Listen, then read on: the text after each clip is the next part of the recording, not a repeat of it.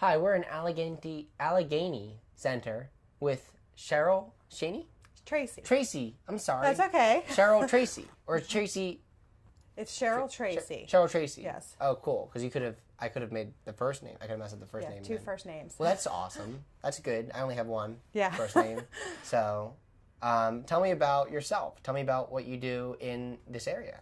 So what I do is I'm right now acting as the interim executive director for the National Aviary. I have been with the Aviary for 6 years.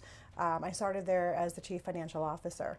Oh, okay, cool. So you deal with the business stuff for the Aviary. I do, Yeah. and the Aviary has had a lot of success in the recent years. We've been able to turn basically the operations around and operate in the black.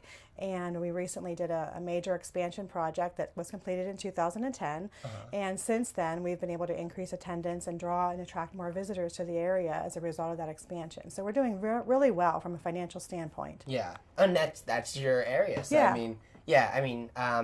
And you have a ton of programs going on. I know about, like, a lot of my friends always tell me about the things that they go down to the aviary and they'll have like a bird draw a picture for them, or do you know about those programs? We do. We have a lot of programs at the Aviary. We have something going on every half hour to every hour. So when a visitor comes into the Aviary, they can have an interactive experience with a bird every half hour. So we have everything from Meet a Patient. We bring our birds out from our hospital and we talk a little bit about some of the advanced veterinary medicine that we practice at the Aviary. You have a bird hospital? We do. That's crazy.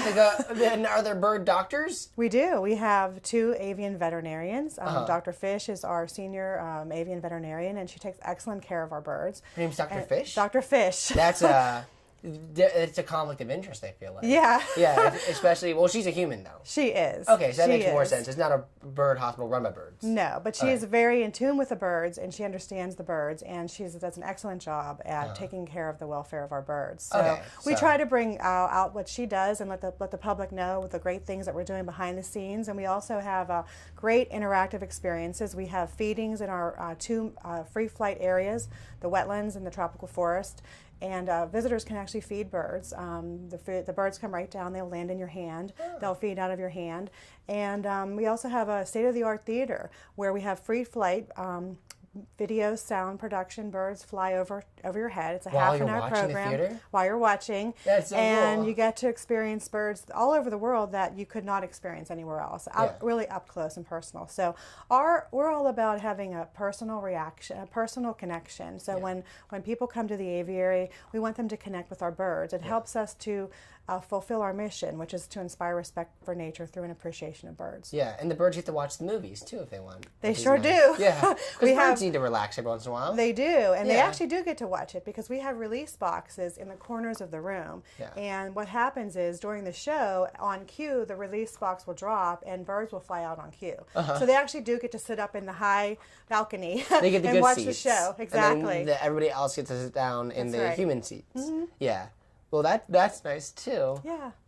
And so there's a lot of interaction also that the aviary does with other places in this area.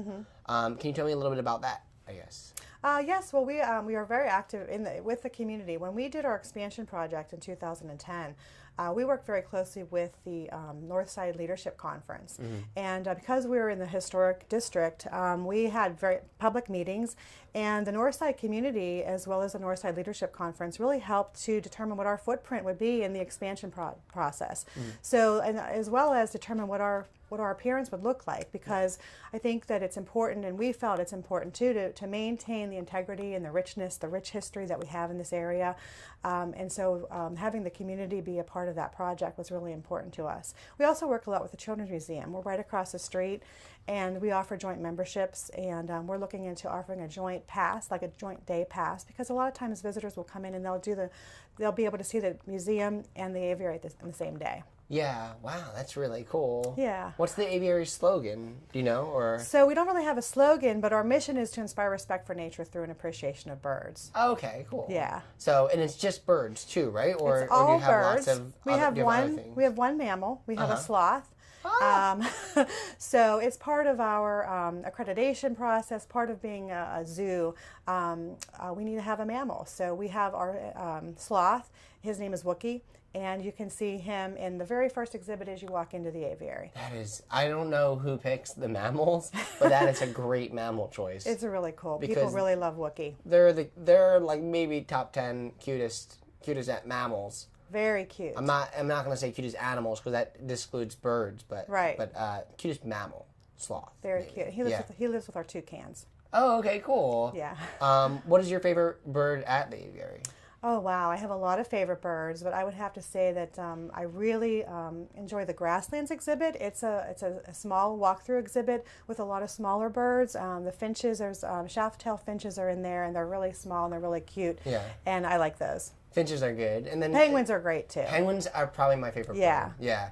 But who doesn't love penguins? They're like almost like they live like in the water a lot, which is I guess weird for a bird. Not maybe not. I don't know as much about birds, but yeah, they live in the water a lot. They do. They don't fly except for in the water. So we look at their wings as if that's the mechanism of how they fly in the water. So in 2009 we opened our penguin exhibit. It was the first penguin exhibit that we had at the National Aviary, and we have a colony of about 14 penguins right now.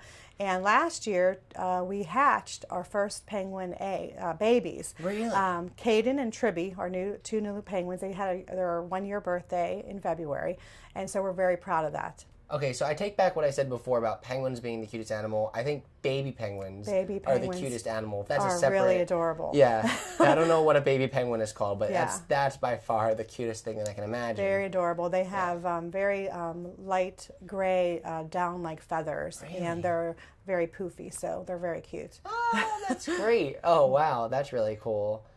So tell me, how long has the aviary been in existence? The aviary has been a part of the Northside community for 60 years. We just celebrated our 60th anniversary last year, and so we're a rich part of the history of this community. Yeah. And back in 1991, the aviary, the city of Pittsburgh funded the National Aviary up until 1991, and faced with economic challenges, the city didn't have funding to continue that funding the aviary, and the aviary was faced with the real threat of closing down. Yeah. And it was through an effort of the community, many leaders in the Pittsburgh area as well as leaders in the Northside community who worked together and formed a campaign called Save the Aviary. Yeah. And it's because of that campaign that we were able to privatize the National Aviary, and it's one of the reasons that we're still here today. So it's 60 years later from when it was originally formed. So is that when you came in, or when I was been there for 6 years? 6 years, okay. But a lot of our board members have been around and were around when that happened, and a lot of the we're just very, very proud to be a part of the community, and we're very thankful that Northside residents, Northside leaders, and other leaders in the Pittsburgh area were able to form that campaign and save the aviary, because we think it's a real gem.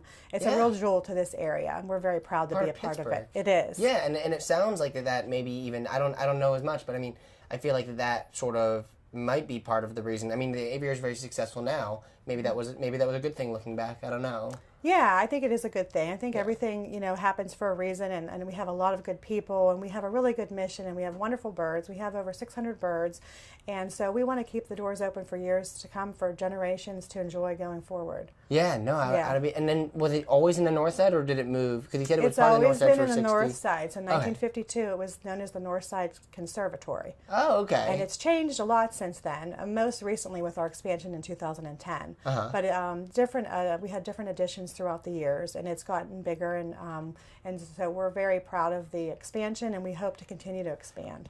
Do you see a lot of people on like an average day? Do you see a lot of people? Or? We do. On the weekends, we see several thousand people on the weekends, all year round, and then in the summer we're very busy. Yeah, I would imagine, because all the kids. I mean, kids love birds and interacting with animals. And, right. It's a great place for all ages, really. Any adult or any child of any age can really find something that they enjoy in learning experiences of the aviary. Huh. What do you think the future holds for the aviary or this area, the general area?